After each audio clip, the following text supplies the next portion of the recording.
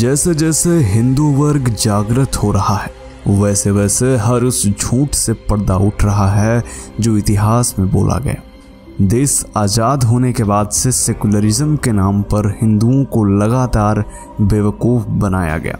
उन्हें ऐसा झूठा इतिहास पढ़ाया गया कि वह पूरी तरह से भ्रमित हो गए। जो हिंदू शमशान से लौट कर नहाता था वह मज़ारों व दरगाहों पर माथा टेकने लगा। अपने 33 कोटि देवताओं को छोड़कर वह दरगाहों में चादर चढ़ाने लगा। भाईचारा व अमन कायम करने के लिए मंदिरों में नमाज तक पढ़वाई गई। बात सिर्फ यहीं तक नहीं रुकी, हम लोग उनके रोजा इफ्तार में टोपी लगाकर शामिल होते रहे। मंदिरों में भी इफ्तार की दावतें दी। उनकी ईद पर हम उन्हें लगातार विश करते रहे, परंतु उन्होंने हमें कभी भी नवरात्रि की दावत नहीं दी, ना ही कभी किसी त्योहार में शामिल हुए। मस्जिद में आरती तो दूर की बात है, उन्होंने हमारा मंदिर में चढ़ाया हुआ प्रसाद तक नहीं लिया। फिर भी हम लोग सेकुलरिज्म के नाम पर 70 सालों तक सोते रहे। आज के इस वीडियो में हम मोइनुद्दीन चिश्ती दरगाह के विषय में बताने वाले, जहां पर मंदिरों के प्रमाण मिले और यह ऐसे प्रमाण हैं जिन्हें देखकर आप भी हैरान रह जाएंगे।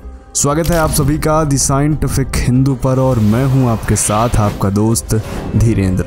दोस्तों, मथुरा के शाही ईदगाह और वाराणसी के ज्ञानवापी ढांचे के बाद अब राजस्थान के अजमेर में स्थित मोइनुद्दीन चिश्ती की दरगाह को हिंदुओं ने मंदिर होने का दावा किया है। हिंदू संगठनों का कहना है कि यह दरगाह असल में एक शिव मंदिर है। इसकी दीवारों पर अभी भी हिंदू चिन्ह मौजूद हैं। दिल्ली में रहने वाले महाराणा प्रताप सेना के राष्ट्रीय अध्यक्ष राजवर्धन सिंह परमार ने कहा है कि अजमेर में स्थित मोइनुद्दीन चिश्ती दरगाह, जिन्हें लोग गरीब नवाज भी कहते हैं, यहाँ पहले शिव मंदिर था। इस संबंध में उन्होंने राजस्थान के मुख्यमंत्री अशोक गहलोत व केंद्र की मोदी सरकार को एक पत्र भी लिखा है। इस पत्र में उन्होंने मांग की है कि इसके सत्यापन के लिए पुरातत्व विभाग द्वारा इस दरगाह का सर्वे कराया जाए। उन्होंने पत्र में यह दावा किया है कि सर्वेक्षण होने के बाद इस दरगाह के हिंदू मंदिर होने के प्रमाणित साक्ष्य मिल जाएंगे।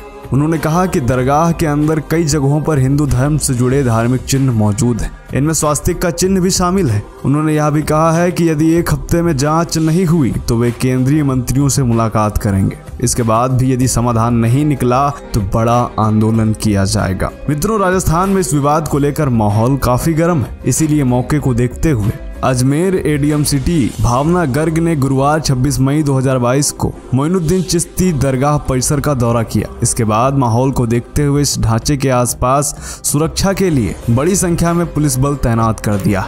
दरगाह से जुड़े लोगों का कहना है कि यह दरगाह 900 वर्ष पुरानी है। मित्रों, यह समय 1192 ईस्वी के आसपास का है, जब सम्राट पृथ्वीराज चौहान का मोहम्मद गौरी के साथ दूसरा युद्ध हुआ था।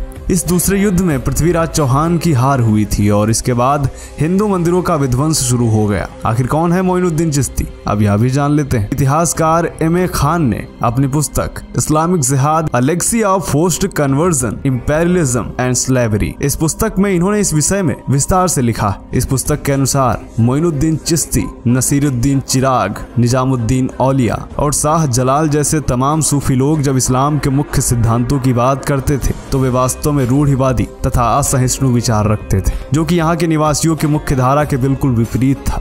मोइनुद्दीन चिश्ती हो या निजामुद्दीन औलिया या फिर शाह जलाल, देश के तमाम हिंदू इन्हें संत, पीर या फकीर समझते रहे। उन्हें खुदा का नेक बंदा मानकर पूजते रहे, परंतु सच्चाई इसके उलट है। दरअसल यह सब मुगलों के जासूस थे। मोइनुद्दीन चिश्ती मोहम्मद गौरी की सेना के साथ भारत आया था, जो कि ईरान का निवासी था। मोहम्मद गौरी ने उसे सम्राट पृथ्वीराज चौहान की जासूसी करने के लिए राजस्थान भेजा था। यहाँ के अजमेर में पुष्कर झील के आसपास इसने अपना डेरा डाला और यहीं बस गया। तराइन की लड़ाई में खुद मोइनुद्दीन चिश्ती ने पृथ्वीराज चौहान को पकड़ लिया और उन्हें इस्लाम की सेना को सौंप दिया। इस किताब में प्रमाणिक तौर पर यह लिखा है कि चिश्ती ने एक चेतावनी जारी की थी, जिसमें उसने दावा किया था कि हमने पिथौरा यानी पृथ्वीराज चौहान को जिंदा पकड़ लिया और उसे इस्लाम की सेना को सौंप दिया। इसके बाद इस्लाम की सेना ने पृथ्वीराज चौहान को निर्दयता पूर्वक अंधा करके मारा था। इसी मोइनुद्दीन चिश्ती ने पृथ्वीराज चौहान की पत्नी संयोगिता का बलात्कार करने के लिए निर्वस्त्र करके मुगल सैनिकों को सौंप दिया था। पृथ्वीराज चौहान की दोनों बेटियां मोहम्मद गौरी अपने साथ ले गया था, जहां दोनों बेटियों ने वीरता से अपने पिता का बदला लेकर बलिदान हो गई थी। मित्रों, मोइनुद्दीन चिश्ती का एक शागिर्द था जिसका नाम था मलिक खितब। उसने एक हिंदू राजा की बेटी का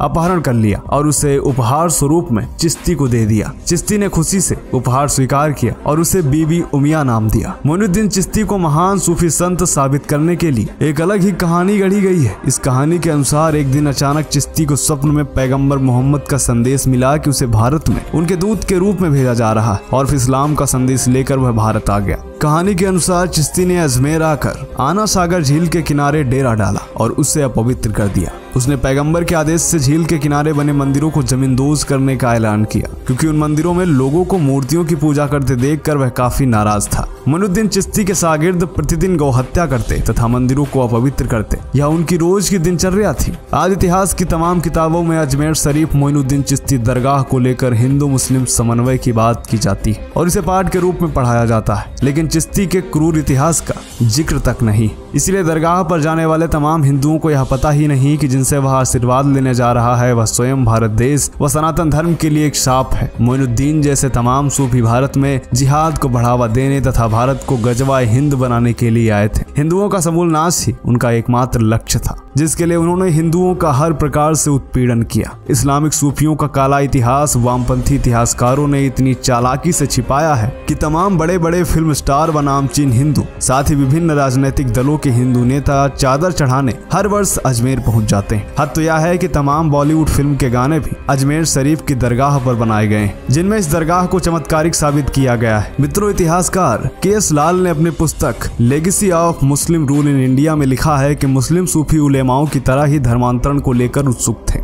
वो हिंदुओं के प्रति दयालु नहीं थे। वह चाहते थे कि यदि कोई इस्लाम अपनाने से इनकार कर दे तो उसे दूसरे दर्जे के नागरिक के तौर पर रखा जाए। इसी तरह राम ओहरी नामक लेखक ने अपनी किताब द सिनिस्टर साइड ऑफ सूफीवाद में लिखा है कि कोई भी मुगल या सूफी कभी हिंदू मंदिर में पूजा करने के लिए सहमत नहीं हुआ और न ही हिंदू देवी देवताओं की छवियों के सामने कोई सम्मान पूर्वक तरीके से पेश आया। मित्रों, आजकल तो पत्थर की मूर्तियां भी जमीन से बाहर निकल कर अपने इतिहास की गवाही दे रही हैं। मुगल काल में की गई बर्बरता के निशान हर एक प्राचीन दरगाह व मस्जिद में मौजूद है, जो चीख कर बता रहे हैं कि किस कदर हमारे इतिहास को छुपाकर हमें बेवकूफ बनाया गया। तो यह वीडियो आपको कैसा लगा कमेंट करके बताएं। मिलते हैं आपसे अगले वीडियो में, तब तक के लिए जय हिंद, जय भारत, वंदे मातरम।